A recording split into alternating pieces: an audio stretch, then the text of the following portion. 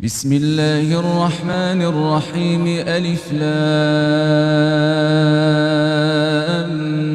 ميم.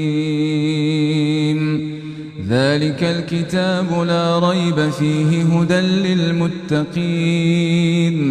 الذين يؤمنون بالغيب ويقيمون الصلاة ومما رزقناهم ينفقون والذين يؤمنون بما أنزل إليك وما أنزل من قبلك وبالآخرة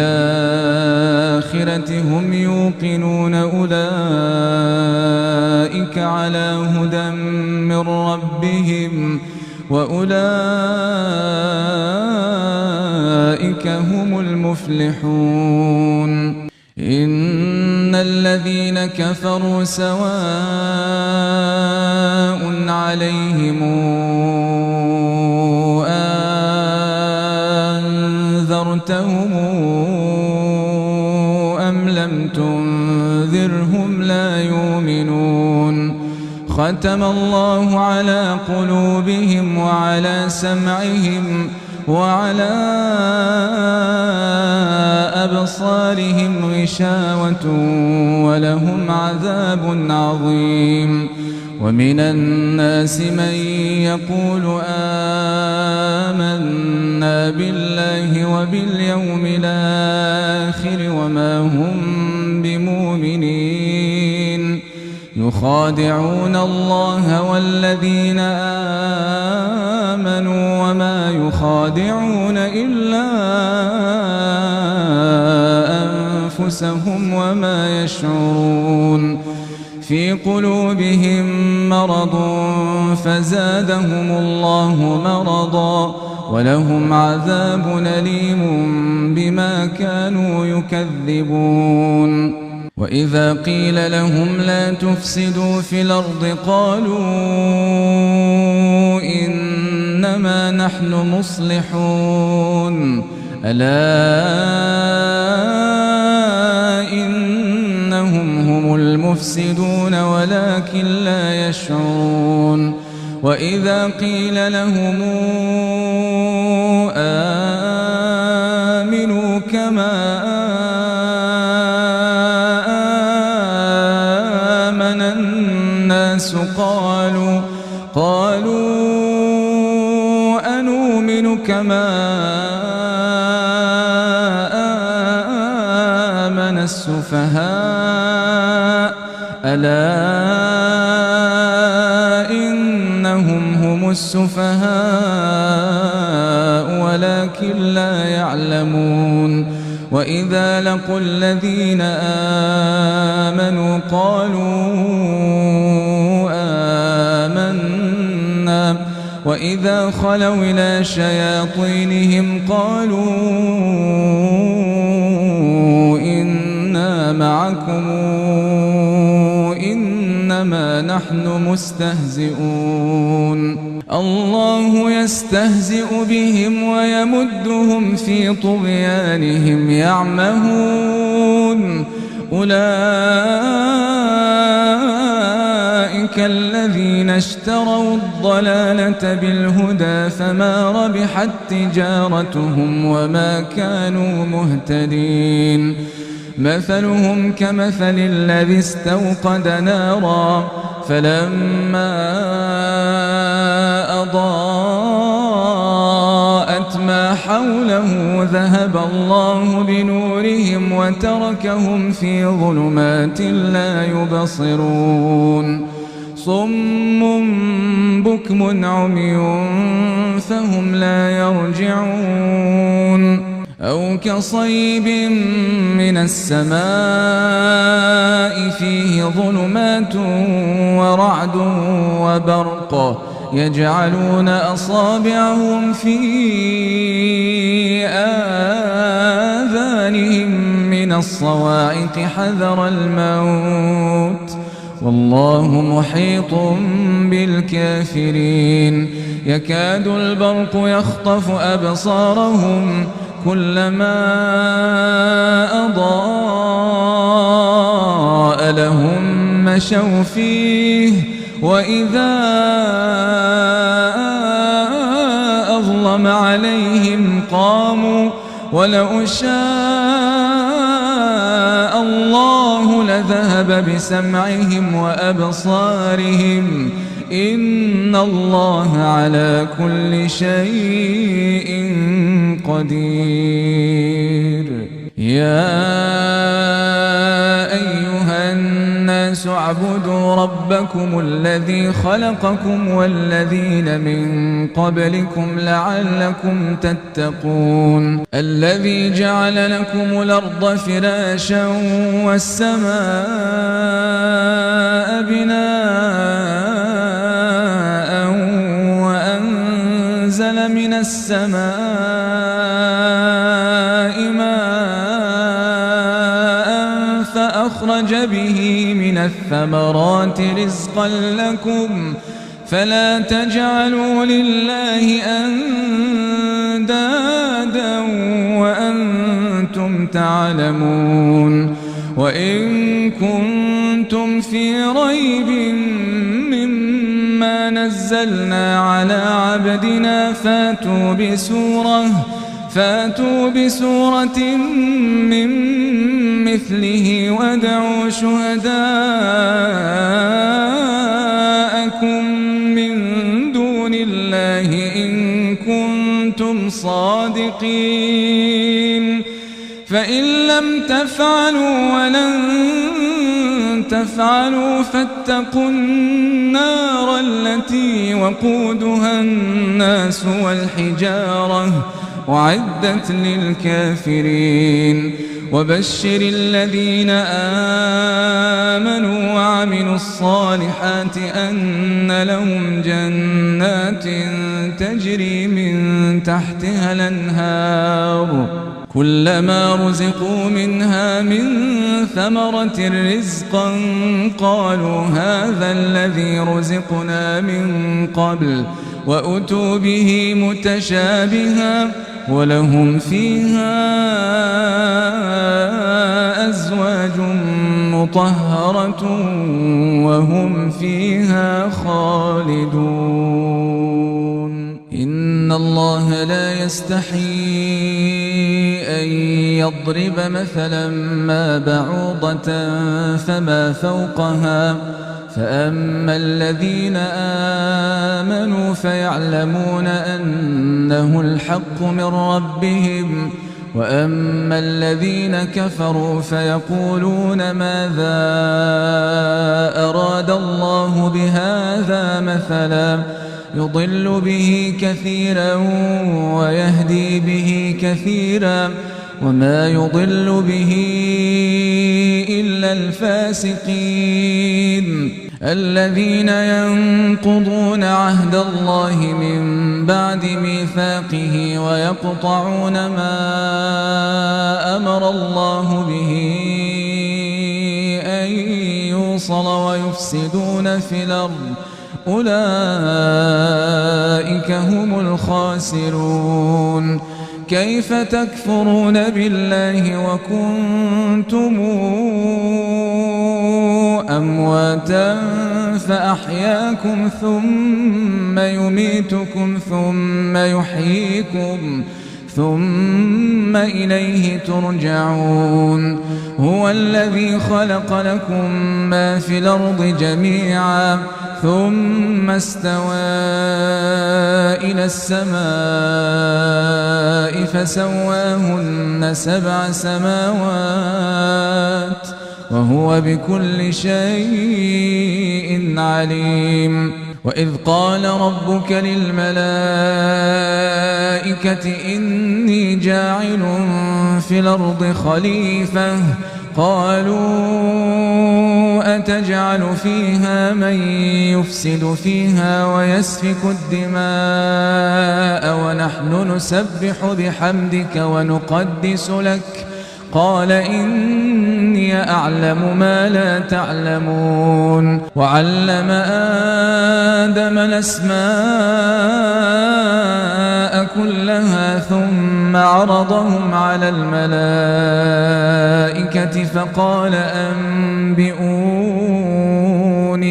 فقال أنبئوني بأسماء هؤلاء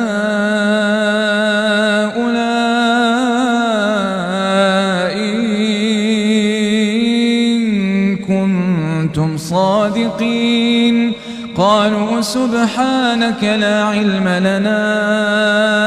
إلا ما علمتنا إنك أنت العليم الحكيم. قال يا آدم أنبئهم بأسمائهم فلما أنبأهم بأسمائهم قال ألم قل لكم إني أعلم غيب السماوات والأرض وأعلم ما تبدون وما كنتم تكتمون. وإذ قلنا للملائكة اسجدوا لآدم فسجدوا إلا إبليس أبى واستكبر وكان من الكافرين. وقلنا يا آدم اسكن أنت وزوجك الجنة وكلا منها رغدا حيث شئتما ولا تقربا هذه الشجرة فتكونا من الظالمين. فأزلهما الشيطان عنها فأخرجهما مما كانا فيه وقلنا اهبطوا بعضكم لبعض عدو ولكم في الأرض مستقر ومتاع إلى حين. فتلقى آدم من ربه كلمات فتاب عليه إنه هو التواب الرحيم. قلنا اهبطوا منها جميعا فإما ياتينكم مني هدى فمن تبع هداي فلا خوف عليهم ولا هم يحزنون. والذين كفروا وكذبوا بآياتنا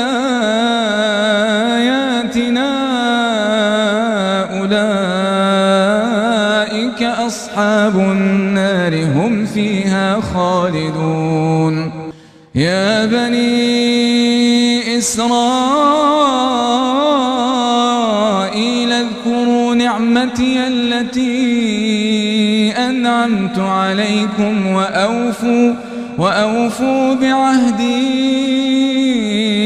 أوف بعهدكم وإياي فارهبون. وآمنوا بما أنزلت مصدقا لما معكم ولا تكونوا أول كافر به ولا تشتروا بآياتي ثمنا قليلا وإياي فاتقون. ولا تلبسوا الحق بالباطل وتكتموا الحق وأنتم تعلمون. وأقيموا الصلاة وآتوا الزكاة واركعوا مع الراكعين. أتأمرون الناس بالبر وتنسون أنفسكم وأنتم تتلون الكتاب أفلا تعقلون.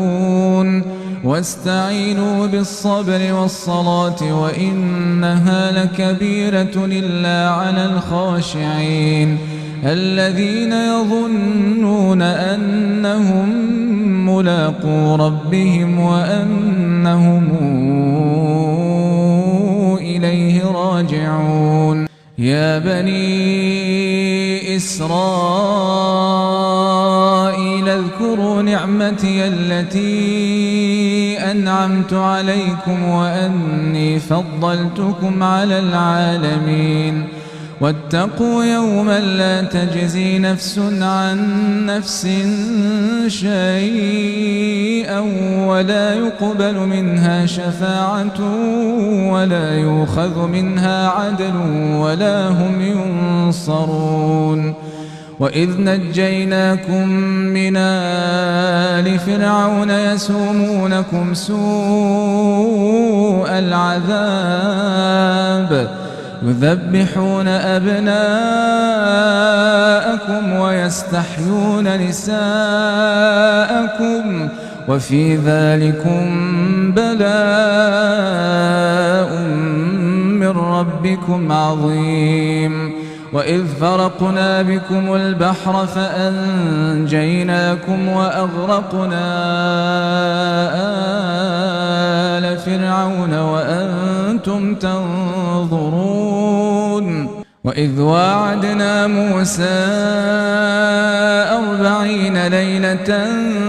ثم اتخذتم العجل من بعده وأنتم ظالمون ثم عفونا عنكم من بعد ذلك لعلكم تشكرون. وإذا آتينا موسى الكتاب والفرقان لعلكم تهتدون. وإذ قال موسى لقومه يا قوم إنكم ظلمتم أنفسكم باتخاذكم العجل فتوبوا إلى بارئكم فاقتلوا أنفسكم ذلكم خير لكم عند بارئكم فتاب عليكم إنه هو التواب الرحيم. وإذ قلتم يا موسى لن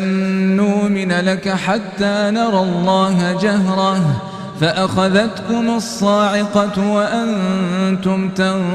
تنظرون ثم بعثناكم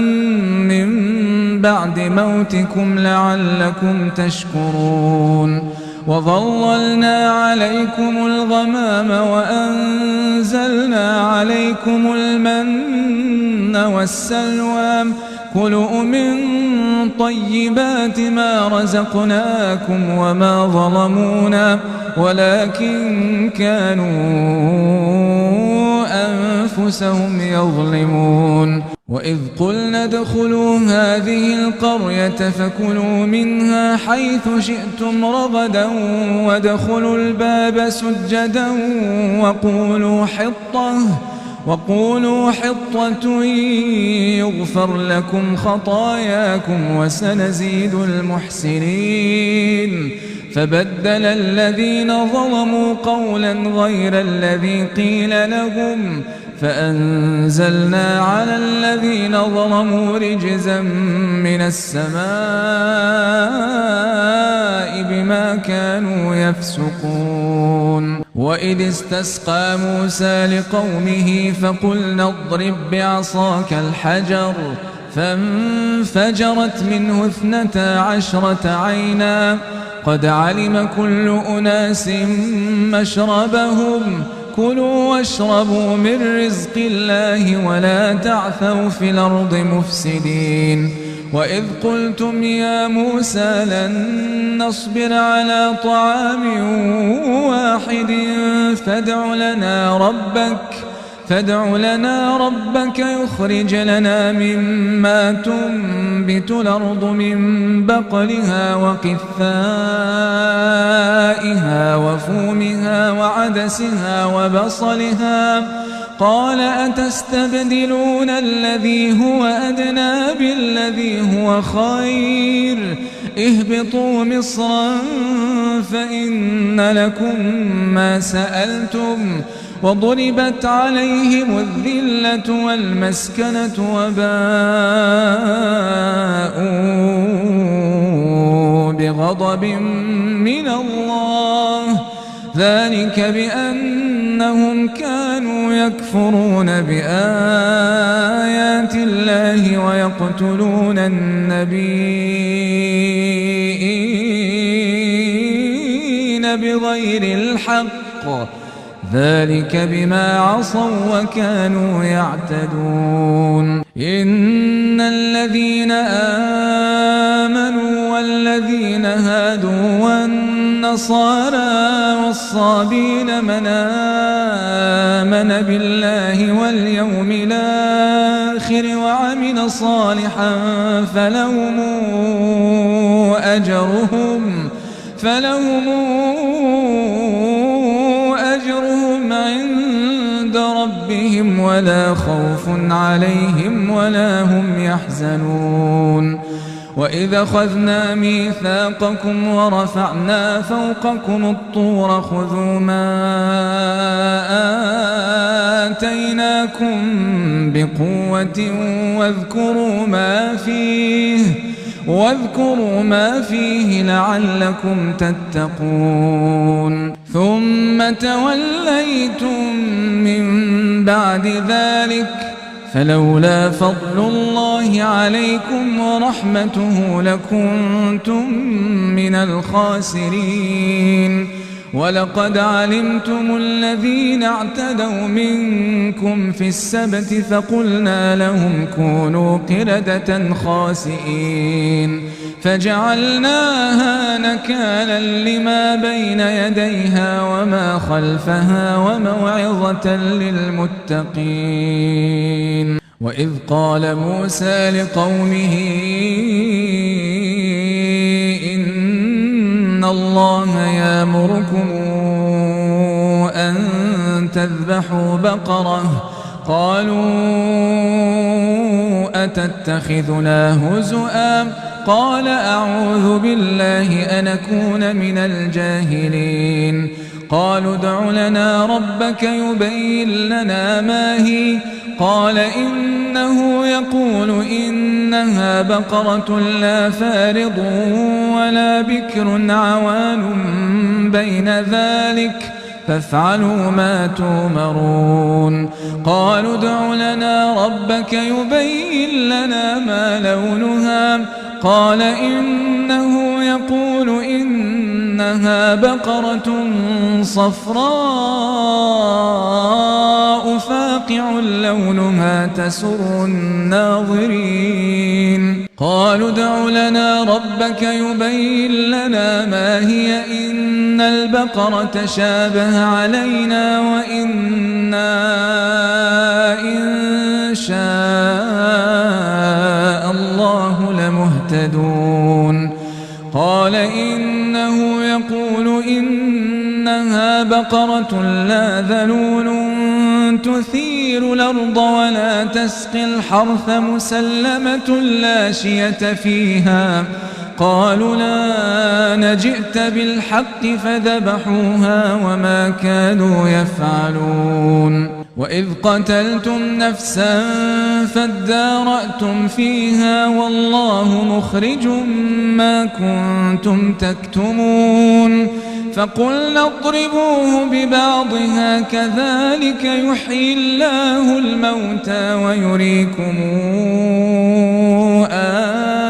آياته لعلكم تعقلون ثم قست قلوبكم من بعد ذلك فهي كالحجارة أو أشد قسوة وإن من الحجارة لما يتفجر منه الأنهار وإن منها لما يشقق فيخرج منه الماء وإن منها لما يهبط من خشية الله وما الله بغافل عما تعملون أفتطمعون أن يؤمنوا لكم وقد كان فريق منهم يسمعون كلام الله ثم يحرفونه من بعد ما عقلوه وهم يعلمون وإذا لقوا الذين آمنوا قالوا آمنا وإذا خلا بعضهم إلى بعض قالوا أتحدثونهم بما فتح الله عليكم ليحاجوكم به عند ربكم أفلا تعقلون أولا يعلمون أن الله يعلم ما يسرون وما يعلنون ومنهم أميون لا يعلمون الكتاب إلا أماني وإن هم إلا يظنون فويل للذين يكتبون الكتاب بأيديهم ثم يقولون هذا من عند الله ليشتروا به ثمنا قليلا فويل لهم مما كتبت أيديهم وويل لهم مما يكسبون وقالوا لن تمسنا النار إلا أياما معدودة قل اتخذتم عند الله عهدا فلن يخلف الله عهده أم تقولون على الله ما لا تعلمون بلى من كسب سيئة وأحاطت به خطيئاته فأولئك أصحاب النار هم فيها خالدون والذين آمنوا وعملوا الصالحات أولئك أصحاب الجنة هم فيها خالدون وإذا أخذنا ميثاق بني إسرائيل لا تعبدون إلا الله وبالوالدين إحسانا وذي القربى واليتامى والمساكين وقولوا للناس حسنا وأقيموا الصلاة وآتوا الزكاة ثم توليتم إلا قليلا منكم وأنتم معرضون وإذا أخذنا ميثاقكم لا تسفكون دماءكم ولا تخرجون أنفسكم من دياركم ثم أقررتم وأنتم تشهدون ثم أنتم هؤلاء تقتلون أنفسكم وتخرجون فريقا منكم من ديارهم تظاهرون عليهم بالإثم والعدوان وإن يأتوكم أسارى تفادوهم وهو محرم عليكم إخراجهم أفتؤمنون ببعض الكتاب وتكفرون ببعض فما جزاء من يفعل ذلك منكم إلا خزي في الحياة الدنيا ويوم القيامة يردون إلى أشد العذاب وما الله بغافل عما يعملون أولئك الذين اشتروا الحياة الدنيا بالآخرة فلا يخفف عنهم العذاب ولا هم ينصرون ولقد آتينا موسى الكتاب وقفينا من بعده بالرسل وآتينا عيسى ابن مريم البينات وأيدناه بروح القدس أفكلما جاءكم رسول بما لا تهوى أنفسكم استكبرتم ففريقا كذبتم وفريقا تقتلون وقالوا قلوبنا غلف بل لعنهم الله بكفرهم فقليلا ما يؤمنون ولما جاءهم كتاب من عند الله مصدق لما معهم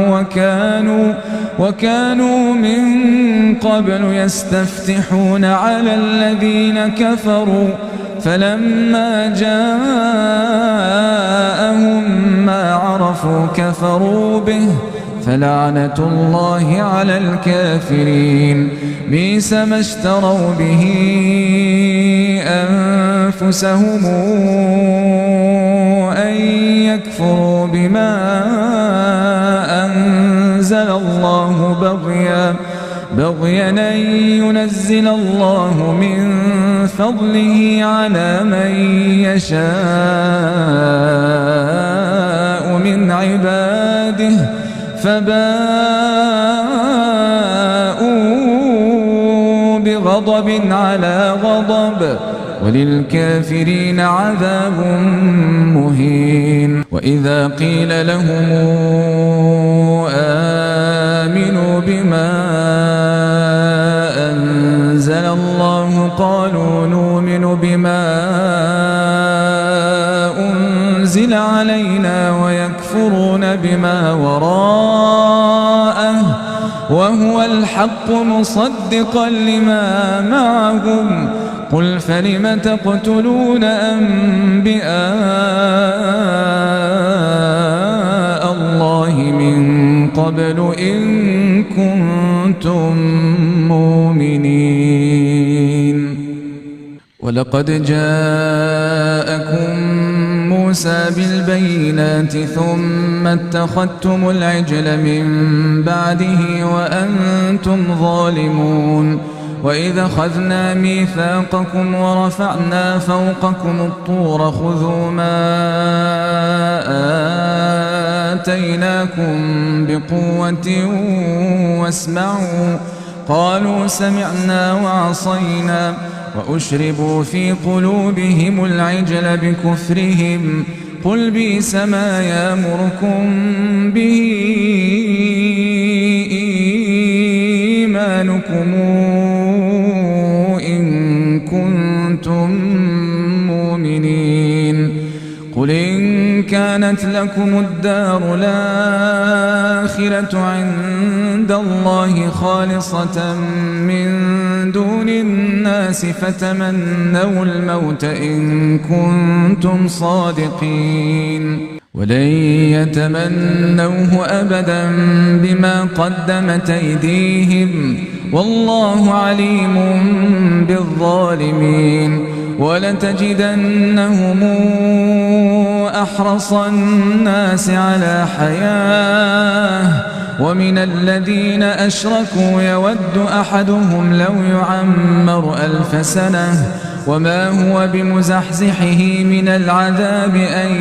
يعمر والله بصير بما يعملون قل من كان عدوا لجبريل فإنه نزله على قلبك بإذن الله مصدقا لما بين يديه وهدى وبشرى للمؤمنين من كان عدوا لله وملائكته ورسله وجبريل وميكائيل فإن الله عدو للكافرين ولقد أنزلنا إليك آيات بينات وما يكفر بها إلا الفاسقون أوكلما عاهدوا عهدا نبذه فريق منهم بل أكثرهم لا يؤمنون ولما جاءهم رسول من عند الله مصدق لما معهم نبذ فريق من الذين أوتوا الكتاب كتاب الله وراء ظهورهم نبذ فريق من الذين أوتوا الكتاب كتاب الله وراء ظهورهم كأنهم لا يعلمون واتبعوا ما تتلو الشياطين على ملك سليمان وما كفر سليمان ولكن الشياطين كفروا يعلمون الناس السحر وما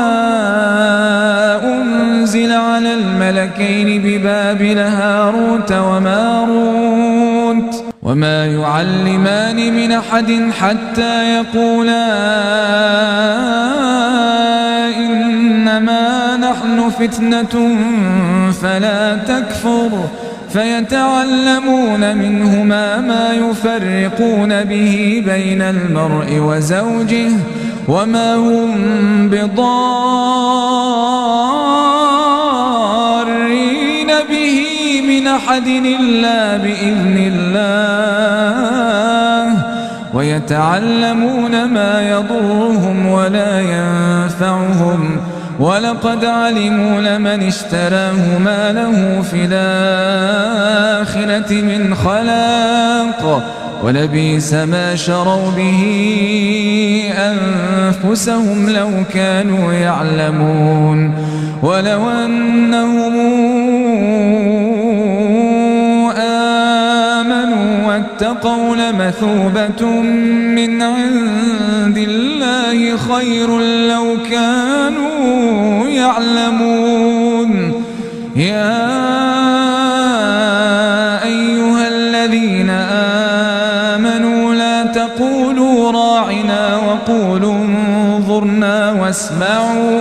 وللكافرين عذاب أليم ما يود الذين كفروا من أهل الكتاب ولا المشركين أن ينزل عليكم من خير من ربكم والله يختص برحمته من يشاء والله ذو الفضل العظيم ما ننسخ من آية أو ننسها نات بخير منها أو مثلها ألم تعلم أن الله على كل شيء قدير ألم تعلم أن الله له ملك السماوات والأرض وما لكم من دون الله من ولي ولا نصير أم تريدون أن تسألوا رسولكم كما سئل موسى من قبل ومن يتبدل الكفر بالإيمان فقد ضل سواء السبيل ود كثير من أهل الكتاب لو يردونكم من بعد إيمانكم كفارا حسدا من عند أنفسهم من بعد ما تبين لهم الحق فاعفوا واصفحوا حتى ياتي الله بأمره إن الله على كل شيء قدير وأقيموا الصلاة وآتوا الزكاة وما تقدموا لأنفسكم من خير تجدوه عند الله إن الله بما تعملون بصير وقالوا لن يدخل الجنة إلا من كان هودا أو نصارى تلك أمانيهم قل هاتوا برهانكم إن كنتم صادقين بلى من أسلم وجهه لله وهو محسن فله أجره عند ربه ولا خوف عليهم ولا هم يحزنون وقالت اليهود ليست النصارى على شيء وقالت النصارى ليست اليهود على شيء وهم يتلون الكتاب كذلك قال الذين لا يعلمون مثل قولهم فالله يحكم بينهم يوم القيامة فيما كانوا فيه يختلفون ومن أظلم ممن منع مساجد الله أن يذكر فيها اسمه وسعى في خرابها أولئك ما كان لهم أن يدخلوها إلا خائفين لهم في الدنيا خزي ولهم في الآخرة عذاب عظيم ولله المشرق والمغرب فأينما تولوا فثم وجه الله إن الله واسع عليم وقالوا اتخذ الله ولدا سبحانه بل له ما في السماوات والأرض كل له قانتون بديع السماوات والأرض وإذا قضى أمرا فإنما يقول له كن فيكون وقال الذين لا يعلمون لولا يكلمنا الله أو تأتينا آية كذلك قال الذين من قبلهم مثل قولهم تشابهت قلوبهم قد بينا الآيات لقوم يوقنون إنا أرسلناك بالحق بشيرا ونذيرا ولا تسأل عن أصحاب الجحيم ولن ترضى عنك اليهود ولا النصارى حتى تتبع ملتهم قل إن هدى الله هو الهدى ولئن اتبعت أهواءهم بعد الذي جاءك من العلم ما لك من الله من ولي ولا نصير الذين آتيناهم الكتاب يتلونه حق تلاوته أولئك يؤمنون به ومن يكفر به فأولئك هم الخاسرون يا بني إسرائيل اذكروا نعمتي التي أنعمت عليكم وأني فضلتكم على العالمين واتقوا يوما لا تجزي نفس عن نفس شيئا ولا يقبل منها عدل ولا تنفعها شفاعة ولا هم ينصرون وإذ ابتلى إبراهيم ربه بكلمات فأتمهن قال إني جاعلك للناس إماما قال ومن ذريتي قال لا ينال عهدي الظالمين وإذ جعلنا البيت مثابة للناس وأمنا واتخذوا من مقام إبراهيم مصلى وعهدنا إلى إبراهيم وإسماعيل أن طهر بيتي للطائفين والعاكفين والركع السجود وإذ قال إبراهيم رب اجعل هذا بلدنا آمنا وارزق أهله من الثمرات من آمن منهم بالله واليوم الآخر قال ومن كفر فأمتعه قليلا ثم أضطره إلى عذاب النار وبئس المصير. وإذ يرفع إبراهيم القواعد من البيت وإسماعيل ربنا تقبل منا إنك أنت السميع العليم ربنا واجعلنا مسلمين لك ومن ذريتنا أمة مسلمة لك وأرنا مناسكنا وتب علينا إنك أنت التواب الرحيم ربنا وابعث فيهم رسولا منهم يتلو عليهم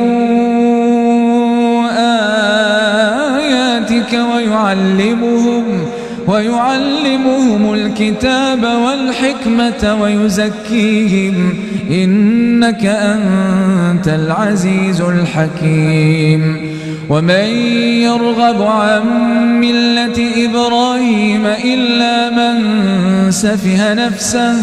ولقد اصطفيناه في الدنيا وإنه في الآخرة لمن الصالحين إذ قال له ربه أسلم قال أسلمت لرب العالمين وأوصى بها إبراهيم بنيه ويعقوب يا بني إن الله اصطفى لكم الدين فلا تموتن إلا وأنتم مسلمون أم كنتم شهداء إذ حضر يعقوب الموت إذ قال لبنيه ما تعبدون من بعدي قالوا نعبد إلهك وإله آبائك إبراهيم وإسماعيل وإسحاق إلها واحدا ونحن له مسلمون تلك أمة قد خلت لها ما كسبت ولكم ما كسبتم ولا تسألون عما كانوا يعملون وقالوا كونوا هودا أو نصارى تهتدوا قل بل ملة إبراهيم حنيفا وما كان من المشركين قولوا آمنا بالله وما أنزل إلينا وما أنزل إلى إبراهيم وإسماعيل وإسحاق ويعقوب والأسباط وما أوتي موسى وعيسى وما أوتي النبيون من ربهم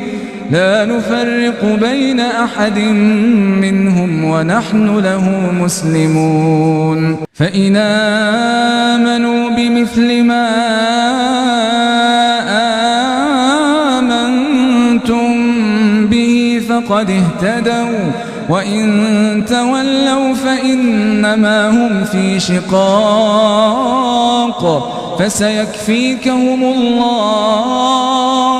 فسيكفيكهم الله وهو السميع العليم صبغة الله ومن أحسن من الله صبغة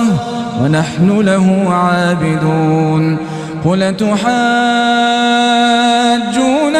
في الله وهو ربنا وربكم ولنا أعمالنا ولكم أعمالكم ونحن له مخلصون أم يقولون إن إبراهيم وإسماعيل وإسحاق ويعقوب والأسباط كانوا هودا أو نصارى قل أنتم أعلم أم الله ومن أظلم ممن كتم شهادة عنده من الله وما الله بغافل عما تعملون تلك أمة قد خلت لها ما كسبت ولكم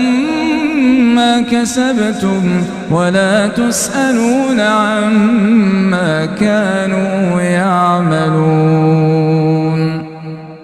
سيقول السفهاء من الناس ما ولاهم عن قبلتهم التي كانوا عليها قل لله المشرق والمغرب يهدي من يشاء إلى صراط مستقيم. وكذلك جعلناكم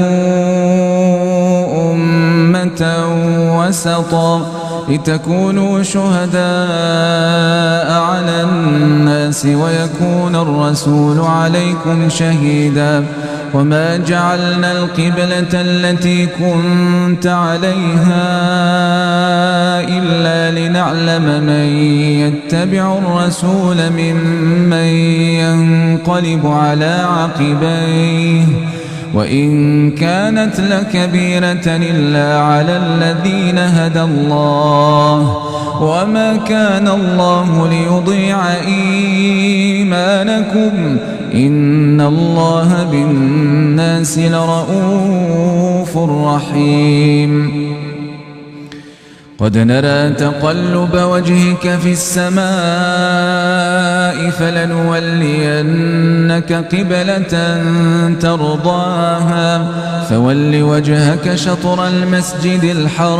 الحرام وحيث ما كنتم فولوا وجوهكم شطره وإن الذين أوتوا الكتاب ليعلمون أنه الحق من ربهم وما الله بغافل عما يعملون. ولئن أتيت الذين أوتوا الكتاب بكل آية ما تبعوا قبلتك وما أنت بتابع قبلتهم وما بعضهم بتابع قبلة بعض ولئن اتبعت أهواءهم من بعد ما جاءك من العلم إنك إذا لمن الظالمين. الذين آتيناهم الكتاب يعرفونه كما يعرفون أبناءهم وإن فريقا منهم ليكتمون الحق وهم يعلمون. الحق من ربك فلا تكونن من الممترين. ولكل وجهة هو موليها فاستبقوا الخيرات أينما تكونوا يات بكم الله جميعا إن الله على كل شيء قدير. ومن حيث خرجت فول وجهك شطر المسجد الحرام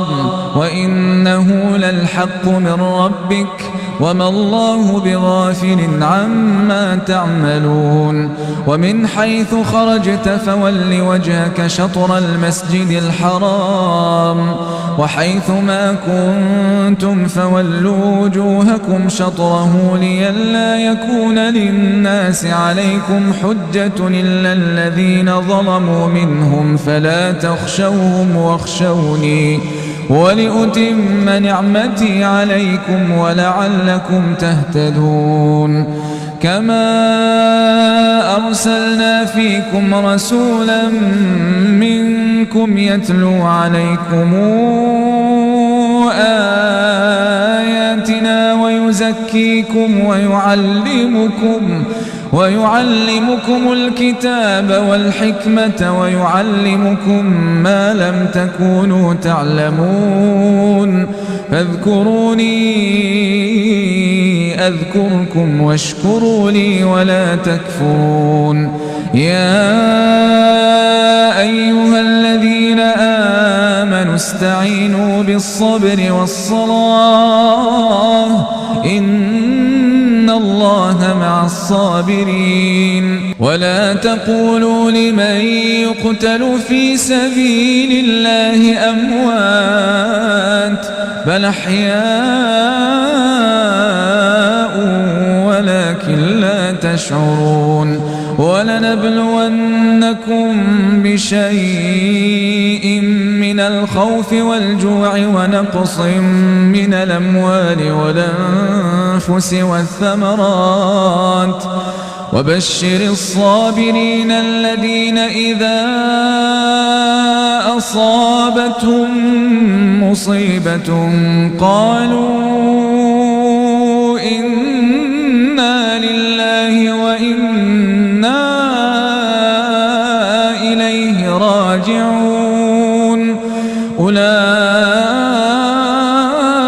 عليهم صلوات من ربهم ورحمة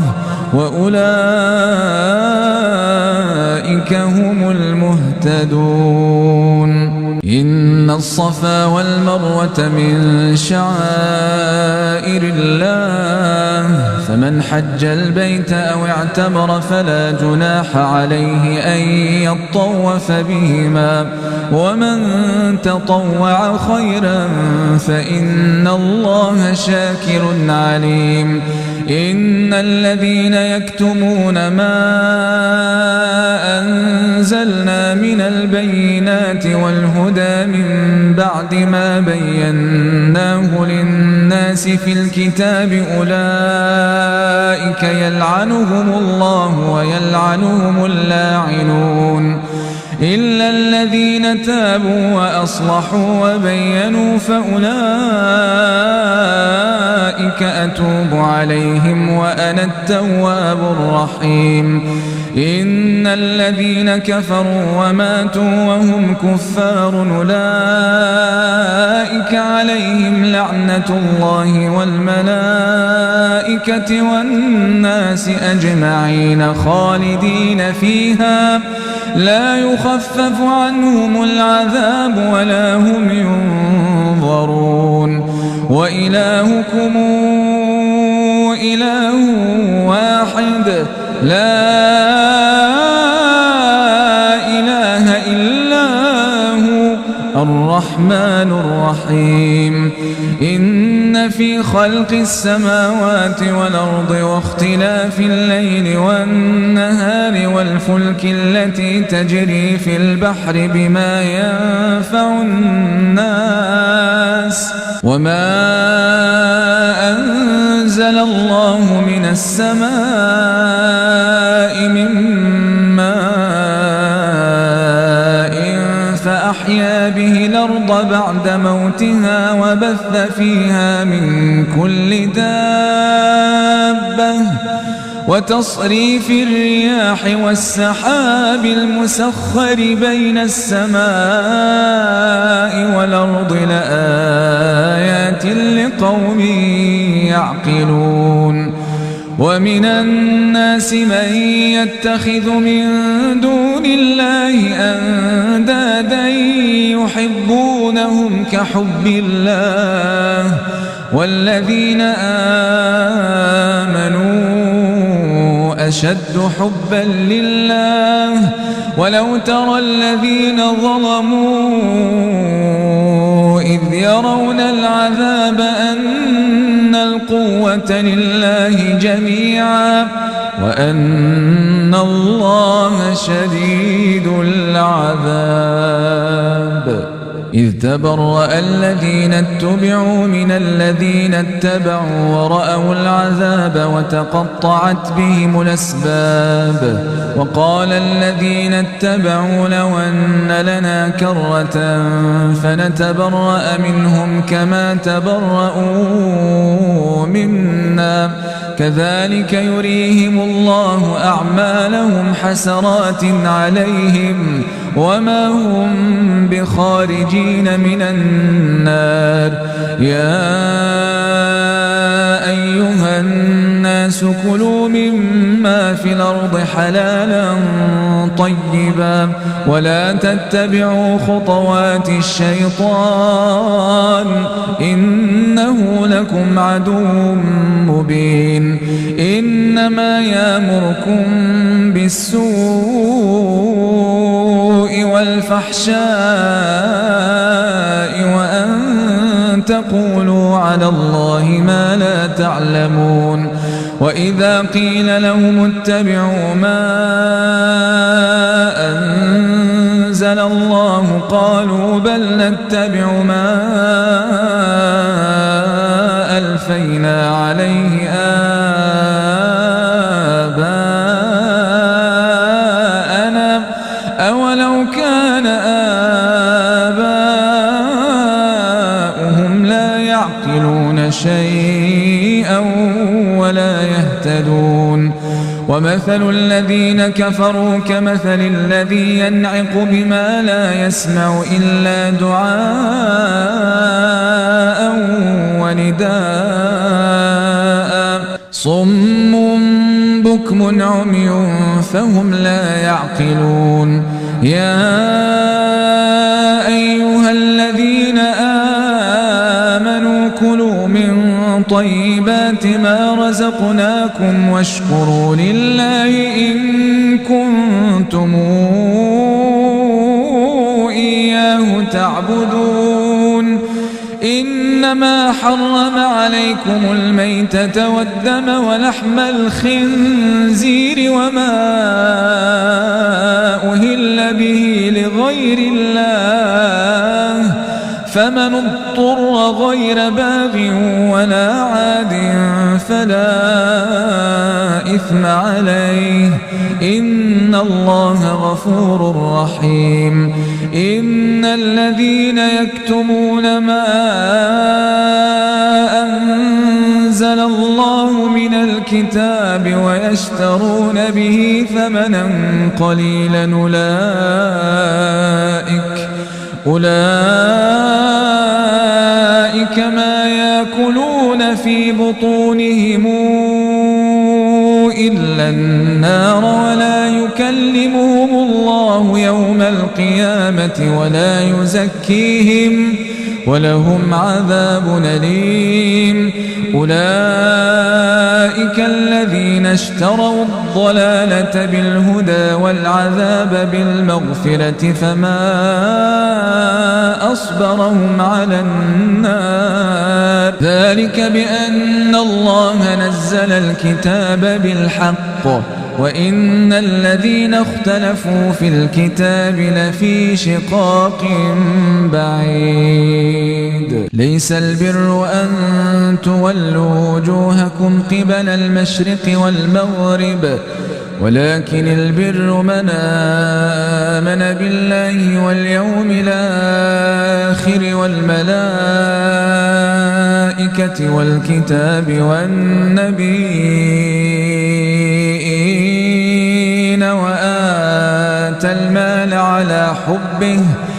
وآتى المال على حبه ذوي القربى واليتامى والمساكين وابن السبيل والسائلين وفي الرقاب وأقام الصلاة وآتى الزكاة والموفون بعهدهم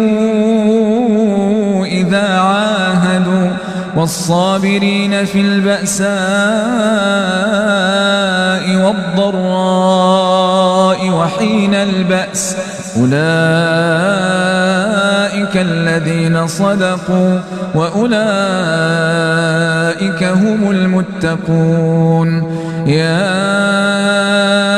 أيها الذين آمنوا كتب عليكم القصاص في القتلى الحر بالحر والعبد بالعبد والأنثى بالأنثى فمن عفي له من أخيه شيء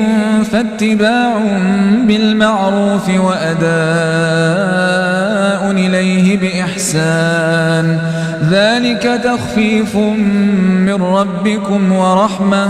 فمن اعتدى بعد ذلك فله عذاب أليم ولكم في القصاص حياة يا أولي الألباب لعلكم تتقون كتب عليكم إذا حضر أحدكم الموت إن ترك خيرا الوصية للوالدين والأقربين بالمعروف حقا على المتقين فمن بدله بعدما سمعه فإنما إثمه على الذين يبدلونه إن الله سميع عليم فمن خاف من موص جنفا أو إثما فأصلح بينهم فلا إثم عليه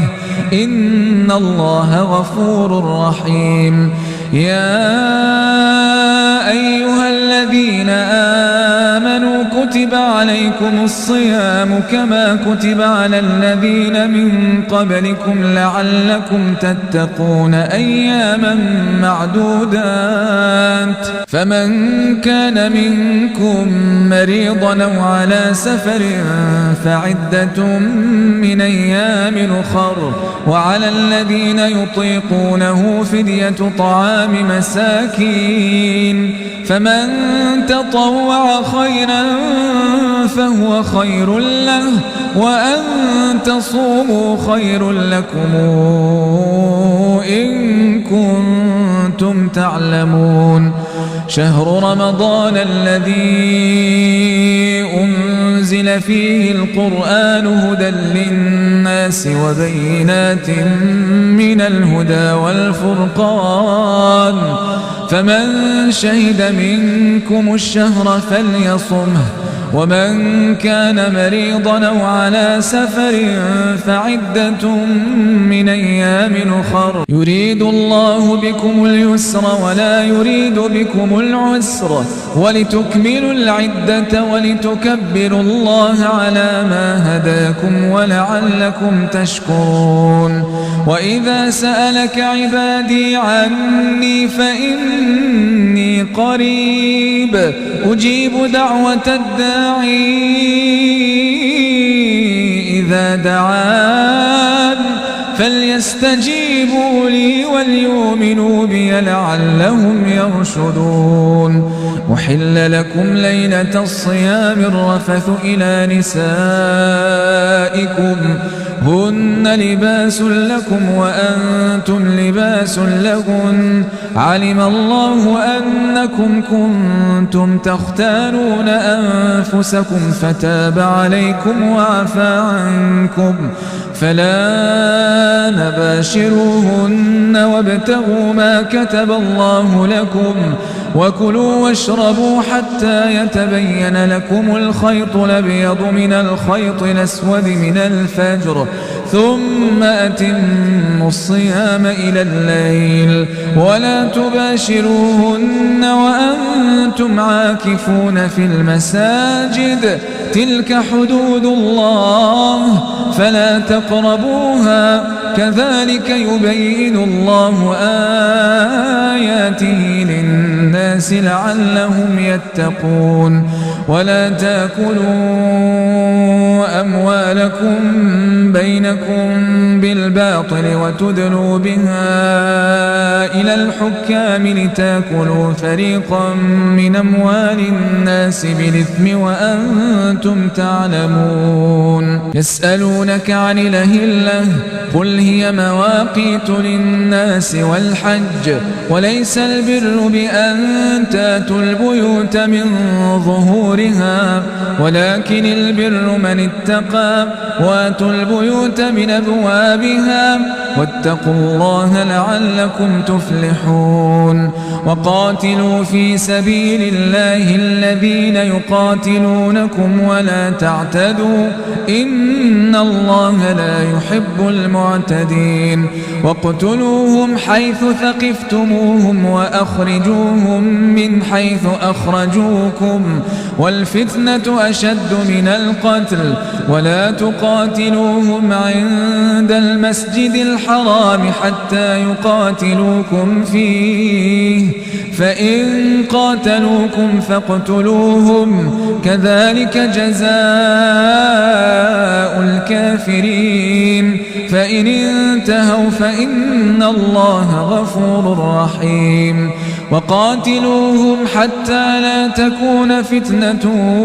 ويكون الدين لله فإن انتهوا فلا عدوان إلا على الظالمين الشهر الحرام بالشهر الحرام والحرمات قصاص فمن اعتدى عليكم فاعتدوا عليه بمثل ما اعتدى عليكم واتقوا الله واعلموا أن الله مع المتقين وأنفقوا في سبيل الله ولا تلقوا بأيديكم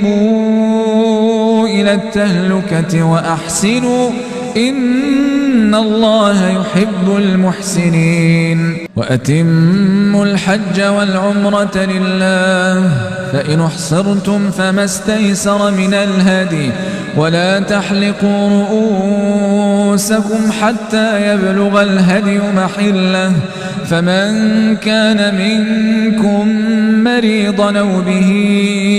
أذى من رأسه ففدية من صيام أو صدقة أو نسك فإذا أمنتم فمن تمتع بالعمرة إلى الحج فما استيسر من الهدي فمن لم يجد فصيام 3 أيام في الحج و7 إذا رجعتم تلك 10 كاملة ذلك لمن لم يكن أهله حاضر المسجد الحرام واتقوا الله واعلموا وأن الله شديد العقاب الحج أشهر معلومات فمن فرض فيهن الحج فلا رفث ولا فسوق ولا جدال في الحج وما تفعلوا من خير يعلمه الله وتزودوا فإن خير الزاد التقوى واتقون يا أولي الألباب ليس عليكم جناح أن تبتغوا فضلا من ربكم فإذا أفضتم من عرفات فاذكروا الله عند المشعر الحرام واذكروه كما هداكم وإن كنتم من قبله لمن الضالين ثم أفيضوا من حيث أفاض الناس واستغفروا الله إن الله غفور رحيم فإذا قضيتم مناسككم فاذكروا الله كذكركم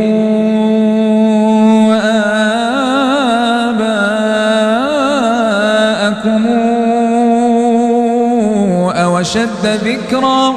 فمن الناس من يقول ربنا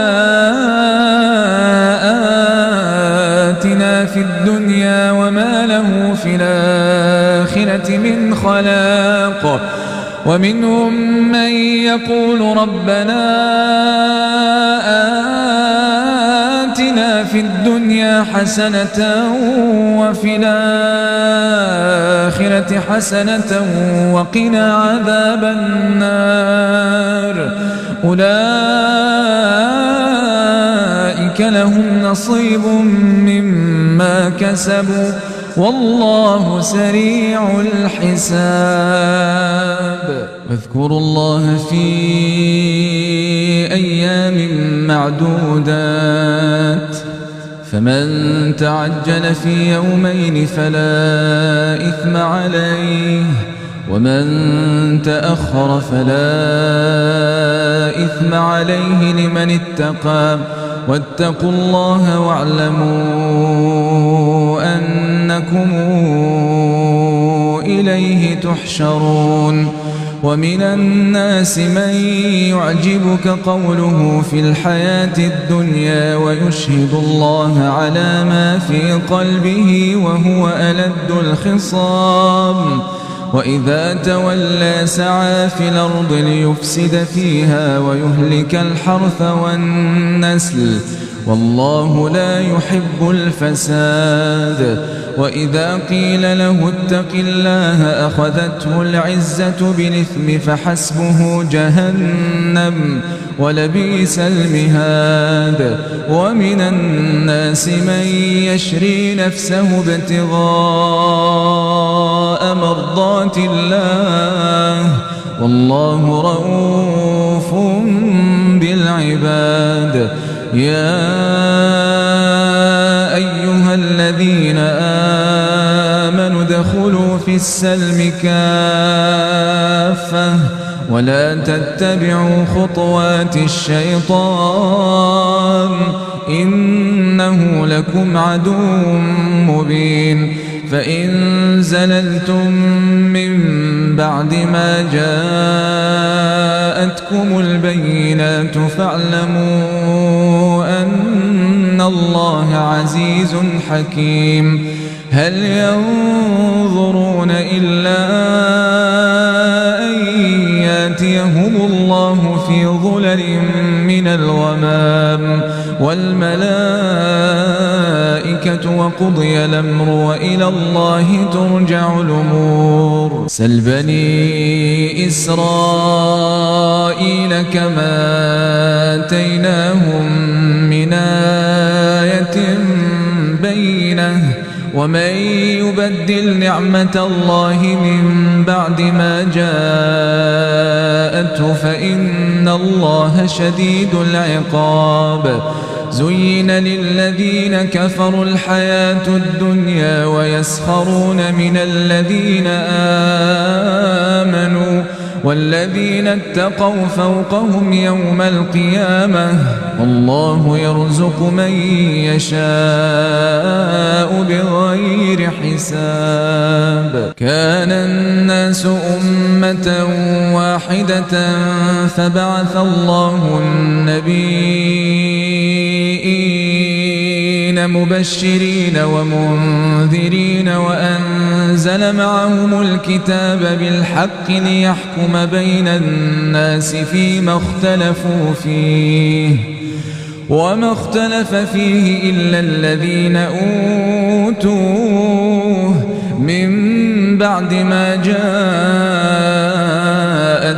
البينات بغيا بينهم فهدى الله الذين آمنوا لما اختلفوا فيه من الحق بإذنه والله يهدي من يشاء إلى صراط مستقيم. أم حسبتم أن تدخلوا الجنة ولما ياتكم مثل الذين خلوا من قبلكم مستهم البأساء والضراء وزلزلوا حتى يقول الرسول والذين آمنوا معه متى نصر الله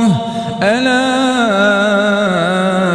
إن نصر الله قريب. يسألونك ماذا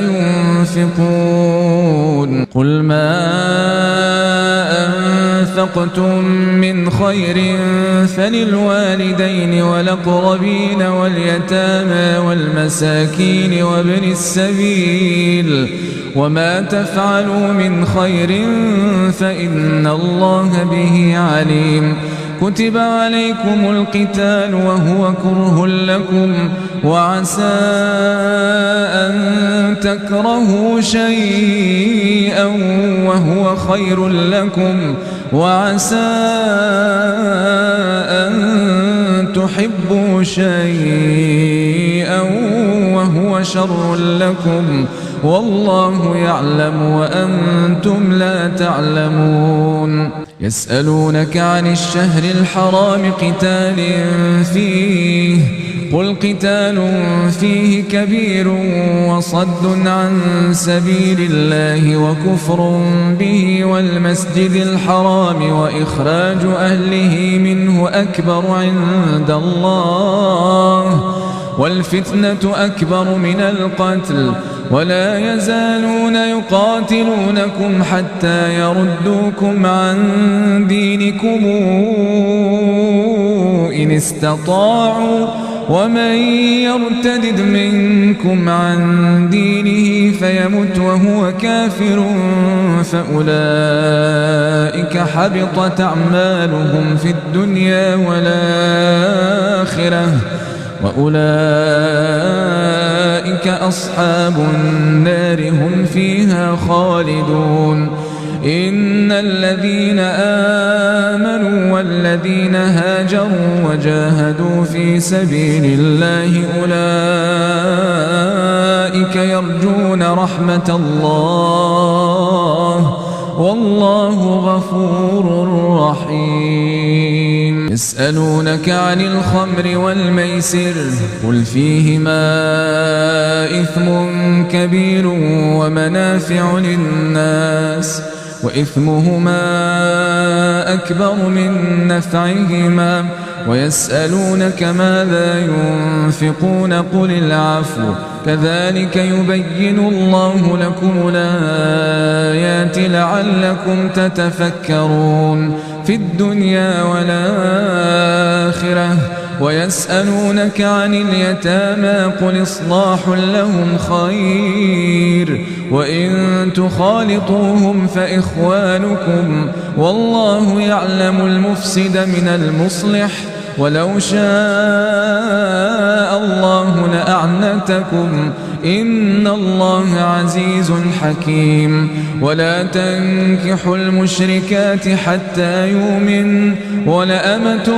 مؤمنة خير من مشركة ولو أعجبتكم ولا تنكحوا المشركين حتى يؤمنوا ولعبد مؤمن خير من مشرك ولو أعجبكم أولئك يدعون إلى النار والله يدعو إلى الجنة والمغفرة بإذنه ويبين آياته للناس لعلهم يتذكرون ويسألونك عن المحيض قل هو أذى فاعتزلوا النساء في المحيض ولا تقربوهن حتى يطهرن فإذا تطهرن فاتوهن من حيث أمركم الله إن الله يحب التوابين ويحب المتطهرين نساؤكم حرث لكم فاتوا حرثكم أنى شئتم وقدموا لأنفسكم واتقوا الله واعلموا أنكم ملاقوه وبشر المؤمنين ولا تجعلوا الله عرضة لأيمانكم أن تبروا وتتقوا وتصلحوا بين الناس والله سميع عليم لا يؤاخذكم الله باللغو في أيمانكم ولكن يؤاخذكم بما كسبت قلوبكم والله غفور حليم للذين يولون من نسائهم تربص 4 أشهر فإن فاءوا فإن الله غفور رحيم وإن عزموا الطلاق فإن الله سميع عليم والمطلقات يتربصن بأنفسهن 3 قروء ولا يحل لهن أن يكتمن ما خلق الله في أرحامهن إن كن يؤمن بالله واليوم الآخر وبعولتهن أحق بردهن في ذلك إن أرادوا إصلاحا ولهن مثل الذي عليهن بالمعروف وللرجال عليهن درجة والله عزيز حكيم. الطلاق مرتان فإمساك بمعروف أو تسريح بإحسان ولا يحل لكم أن تأخذوا مما آتيتموهن شيئا إلا أن يخافا ألا يقيما حدود الله فإن خفتموا ألا يقيما حدود الله فلا جناح عليهما فيما افتدت به تلك حدود الله فلا تعتدوها ومن يتعد حدود الله فأولئك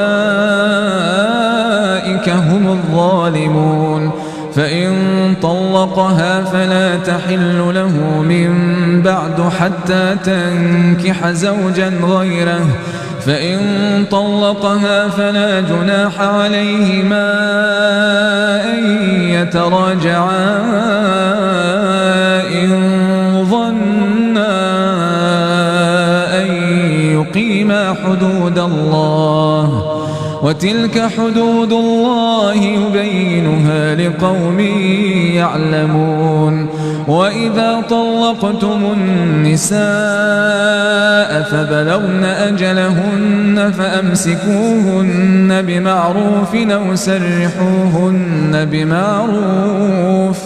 ولا تمسكوهن ضرارا لتعتدوا ومن يفعل ذلك فقد ظلم نفسه ولا تتخذوا آيات الله هزؤا واذكروا نعمة الله عليكم وما أنزل عليكم من الكتاب والحكمة يعظكم به واتقوا الله واعلموا أن الله بكل شيء عليم. وإذا طلقتم النساء فبلغن أجلهن فلا تعضلوهن أن ينكحن أزواجهن إذا تراضوا بينهم بالمعروف ذلك يوعظ به من كان منكم يؤمن بالله واليوم الآخر ذلكم أزكى لكم وأطهر والله يعلم وأنتم لا تعلمون. والوالدات يرضعن أولادهن حولين كاملين لمن أراد أن يتم الرضاعة وعلى المولود له رزقهن وكسوتهن بالمعروف لا تكلف نفس إلا وسعها لا تضار والدة بولدها ولا مولود له بولده وعلى الوارث مثل ذلك فإن أرادا فصالا عن تراض منهما وتشاور فلا جناح عليهما. وإن أردتم أن تسترضعوا أولادكم فلا جناح عليكم إذا سلمتم ما آتيتم بالمعروف واتقوا الله واعلموا أن الله بما تعملون بصير. والذين يتوفون منكم ويذرون أزواجا يتربصن بأنفسهن 4 أشهر وعشرا فإذا بلغن أجلهن فلا جناح عليكم فيما فعلن في أنفسهن بالمعروف والله بما تعملون خبير. ولا جناح عليكم فيما عرضتم به من خطبة النساء وأكننتم في أنفسكم علم الله أنكم ستذكرونهن ولكن لا تواعدوهن سرا إلا أن تقولوا قولا معروفا. ولا تعزموا عقدة النكاح حتى يبلغ الكتاب أجله واعلموا أن الله يعلم ما في أنفسكم فاحذروه واعلموا أن الله غفور حليم. لا جناح عليكم إن طلقتم النساء ما لم تمسوهن أو تفرضوا لهن فريضة ومتعوهن على الموسع قدره وعلى المقتر قدره متاعا بالمعروف حقا على المحسنين. وإن طلقتموهن من قبل أن تمسوهن وقد فرضتم لهن فريضة فنصف ما فرضتم إلا أن يعفون أو يعفو الذي بيده عقدة النكاح وأن تعفوا أقرب للتقوى ولا تنسوا الفضل بينكم إن الله بما تعملون بصير. حافظوا على الصلوات والصلاة الوسطى وقوموا لله قانتين. فإن خفتم فرجالا أو ركبانا فإذا أمنتم فاذكروا الله كما علمكم ما لم تكونوا تعلمون. والذين يتوفون منكم ويذرون أزواجا وصية لأزواجهم متاعا إلى الحول غير إخراج فإن خرجن فلا جناح عليكم فيما فعلن في أنفسهن من معروف والله عزيز حكيم. وللمطلقات متاع بالمعروف حقا على المتقين كذلك يبين الله لكم آياته لعلكم تعقلون. ألم تر إلى الذين خرجوا من ديارهم وهم ألوف حذر الموت فقال لهم الله موتوا ثم أحياهم إن الله لذو فضل على الناس ولكن أكثر الناس لا يشكرون. وقاتلوا في سبيل الله واعلموا أن الله سميع عليم. من ذا الذي يقرض الله قرضا حسنا فيضاعفه له أضعافا كثيرة والله يقبض ويبسط وإليه ترجعون. ألم تر إلى الملأ من بني إسرائيل من بعد موسى إذ قالوا لنبي ابعث لنا ملكا نقاتل في سبيل الله قال هل عسيتم إن كتب عليكم القتال ألا تقاتلوا قالوا وما لنا ألا نقاتل في سبيل الله وقد أخرجنا من ديارنا وأبنائنا فلما كتب عليهم القتال تولوا إلا قليلا منهم والله عليم بالظالمين. وقال لهم نبيؤهم إن الله قد بعث لكم طالوت ملكا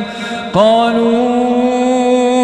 أنى يكون له الملك علينا ونحن أحق بالملك منه ولم يؤت سعة من المال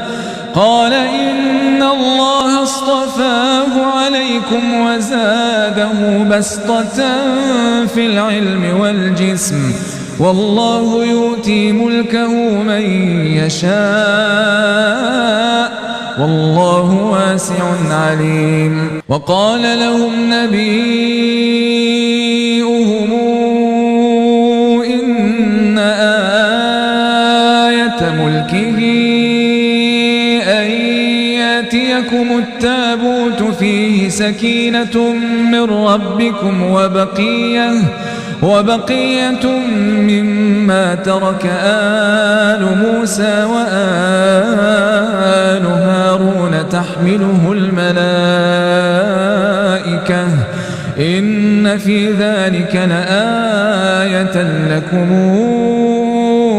إن كنتم مؤمنين فلما فصل طالوت بالجنود قال إن الله مبتليكم بنهر فمن شرب منه فليس مني ومن لم يطعمه فإنه مني إلا من اغترف غرفة بيده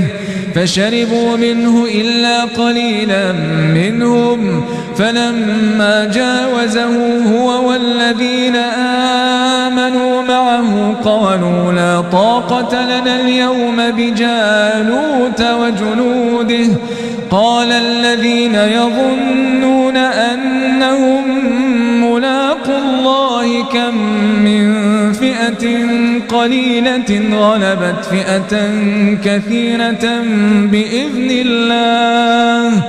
والله مع الصابرين ولما برزوا لجالوت وجنوده قالوا ربنا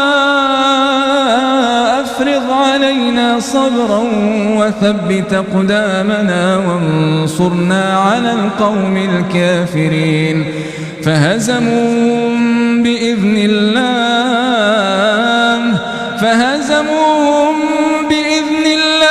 وقتل داود جالوت وآتاه الله الملك والحكمة وعلمه مما يشاء ولولا دفاع الله الناس بعضهم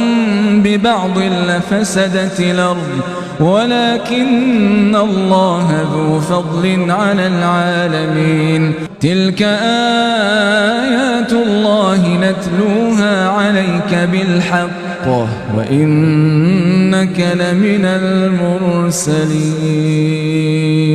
كانوا يعملون تلك الرسل فضلنا بعضهم على بعض منهم من كلم الله ورفع بعضهم درجات وآتينا عيسى ابن مريم البينات وأيدناه بروح القدس ولو شاء الله ما اقتتل الذين من بعدهم من بعد ما جاءتهم البينات ولكن اختلفوا فمنهم من آمن ومنهم من كفر ولو شاء الله ما اقتتلوا ولكن الله يفعل ما يريد يا أيها الذين آمنوا أنفقوا مما رزقناكم من قبل أن ياتي يوم لا بيع فيه ولا خلة ولا شفاعة والكافرون هم الظالمون الله لا إله إلا هو الحي القيوم لا تأخذه سنة ولا نوم له ما في السماء الله لا إله إلا هو الحي القيوم لا تأخذه سنة ولا نوم له ما في السماوات وما في الأرض من ذا الذي يشفع عنده إلا بإذنه يعلم ما بين أيديهم وما خلفهم ولا يحيطون بشيء من علمه إلا بما شاء وسع كرسيه السماوات والأرض ولا يؤوده حفظهما وهو العلي العظيم لا إكراه في الدين قد تبين الرشد من الغي فمن يكفر بالطاغوت ويؤمن بالله فقد استمسك بالعروة الوثقى لا انفصام لها والله سميع عليم الله ولي الذين آمنوا يخرجهم من الظلمات إلى النور والذين كفروا أولياؤهم الطاغوت يخرجونهم من النور إلى الظلمات أولئك أصحاب النار هم فيها خالدون ألم تر إلى الذي حاج إبراهيم في ربه أن آتاه الله الملك إذ قال إبراهيم ربي الذي يحيي ويميت قال أنا أحيي وأميت قال إبراهيم فإن الله يأتي بالشمس من المشرق فات بها من المغرب فبهت الذي كفر والله لا يهدي القوم الظالمين أو كالذي مر على قرية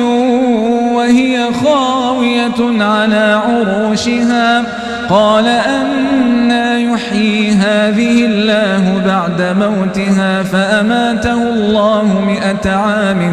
ثم بعثه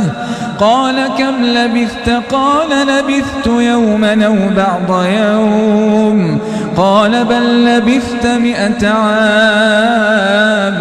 فانظر إلى طعامك وشرابك لم يتسنه وانظر إلى حمارك ولنجعلك آية للناس وانظر إلى العظام كيف ننشرها ثم نكسوها لحما فلما تبين له قال أعلم أن الله على كل شيء قدير وإذ قال إبراهيم رب أرني كيف تحيي الموتى قال أولم تؤمن قال بلى ولكن ليطمئن قلبي قال فخذ 4 من الطير فصرهن إليك ثم اجعل على كل جبل منهن جزءا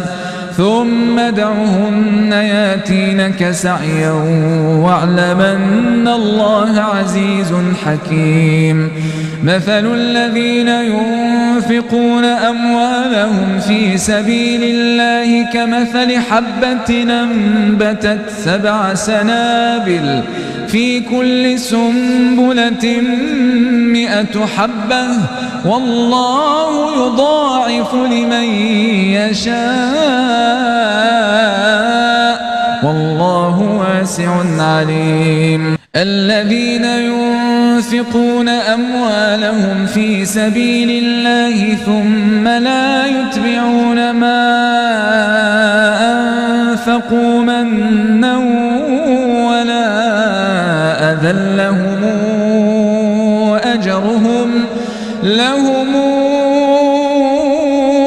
أجرهم عند ربهم ولا خوف عليهم ولا هم يحزنون قول معروف ومغفرة خير من صدقة يتبعها أذى والله غني حليم يا أيها الذين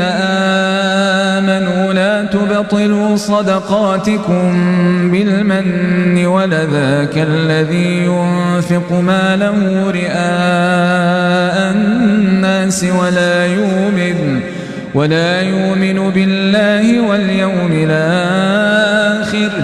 فمثله كمثل صفوان عليه تراب فأصابه وابل فتركه صلدا لا يقدرون على شيء مما كسبوا والله لا يهدي القوم الكافرين ومثل الذين ينفقون أموالهم ابتغاء مرضات الله وتثبيتا من أنفسهم كمثل جنة بربوة أصابها وابل فآتت أكلها ضعفين فإن لم يصبها وابل فطل والله بما تعملون بصير أيود أحدكم أن تكون له جنة من نخيل وأعناب تجري من تحتها الأنهار له فيها من كل الثمرات وأصابه الكبر وله ذرية ضعفاء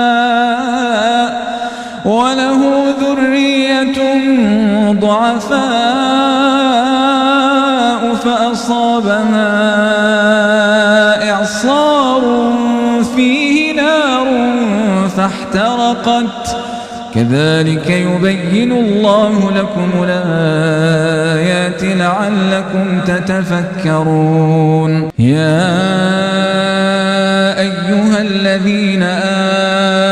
آمنوا أنفقوا من طيبات ما كسبتم ومما أخرجنا لكم من الأرض ولا تيمموا الخبيث منه تنفقون ولستم بآخذيه إلا أن تغمضوا فيه واعلموا أن الله غني حميد الشيطان يعدكم الفقر ويأمركم بالفحشاء والله يعدكم مغفرة منه وفضلا والله واسع عليم يؤتي الحكمة من يشاء ومن يؤت الحكمة فقد أوتي خيرا كثيرا وما يذكر إلا أولو الألباب وما أنفقتم من نفقة أو نذرتم من نذر فإن الله يعلمه وما للظالمين من أنصار إن تبدوا الصدقات فنعما هي وإن تخفوها وتؤتوها الفقراء فهو خير لكم ونكفر عنكم من سيئاتكم والله بما تعملون خبير ليس عليك هداهم ولكن الله يهدي من يشاء وما تنفقوا من خير فلأنفسكم وما تنفقون إلا ابتغاء وجه الله وما تنفقوا من خير يوفى إليكم وأنتم لا تظلمون للفقراء الذين أحصروا في سبيل الله لا يستطيعون ضربا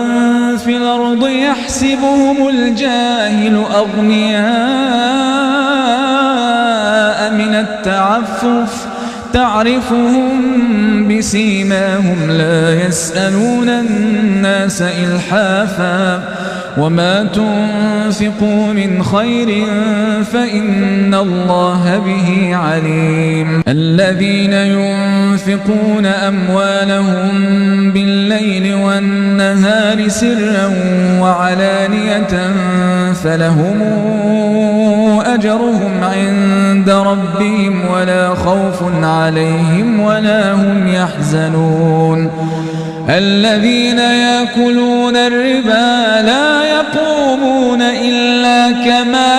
يقوم الذي يتخبطه الشيطان من المس ذلك بأنهم قالوا إنما البيع مثل الربا وأحل الله البيع وحرم الربا فمن جاءه موعظة من ربه فانتهى فله ما سلف وأمره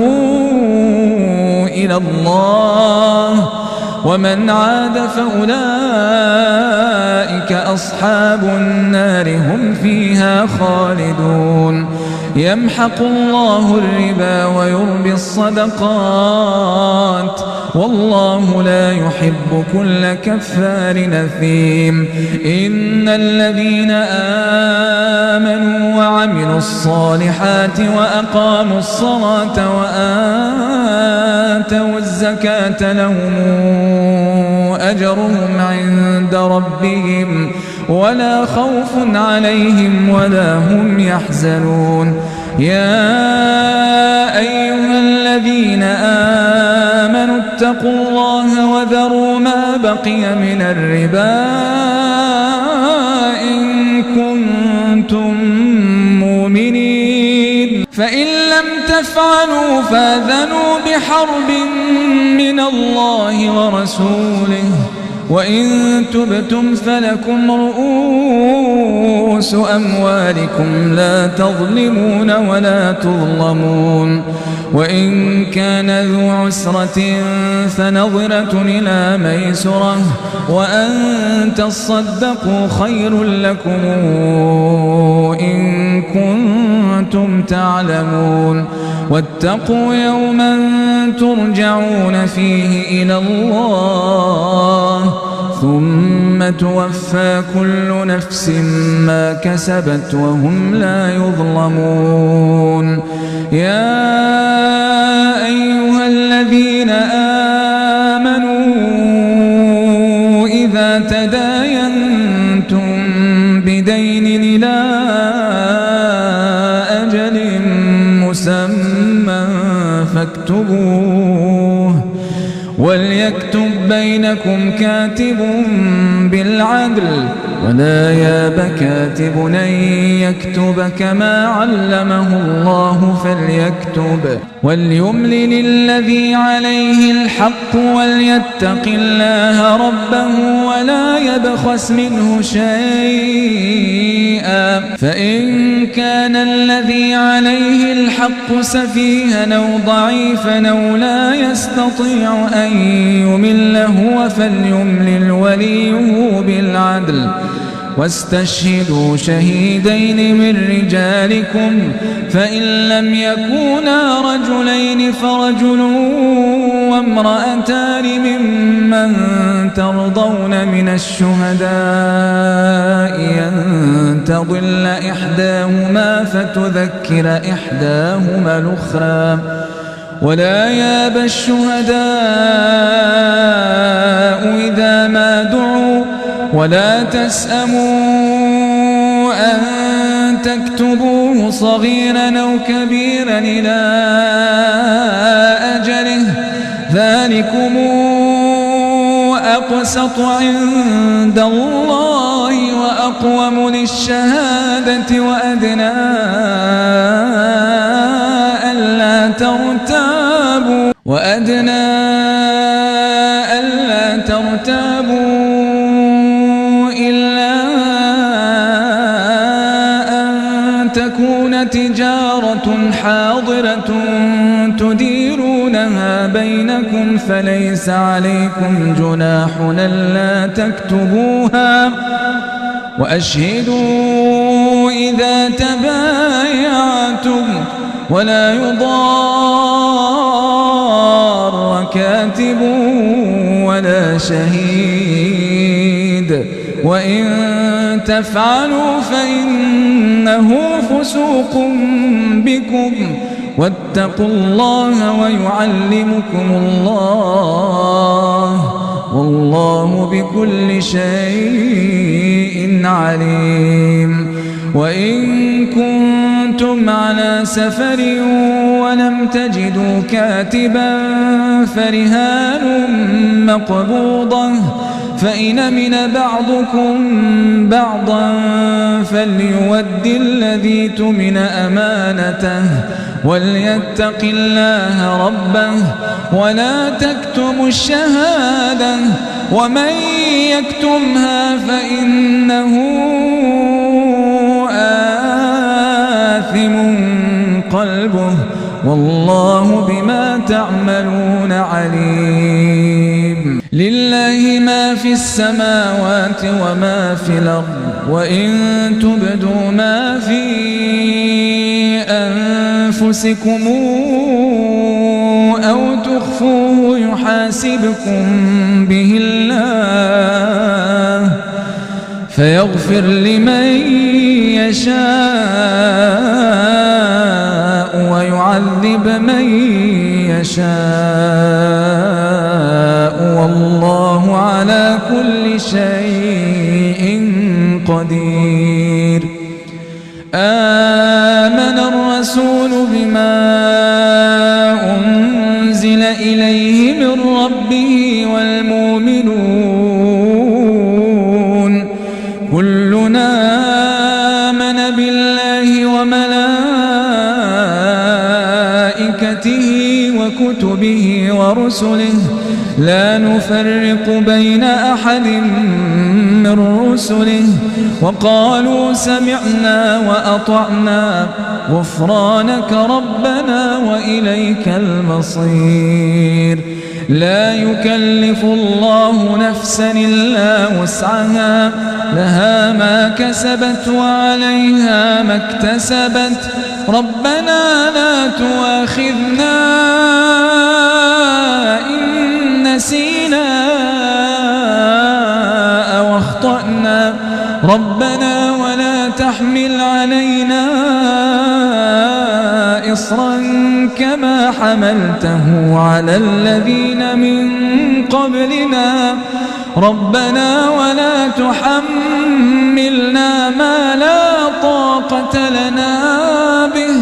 واعف عنا واغفر لنا وارحمنا أنت مولانا فانصرنا على القوم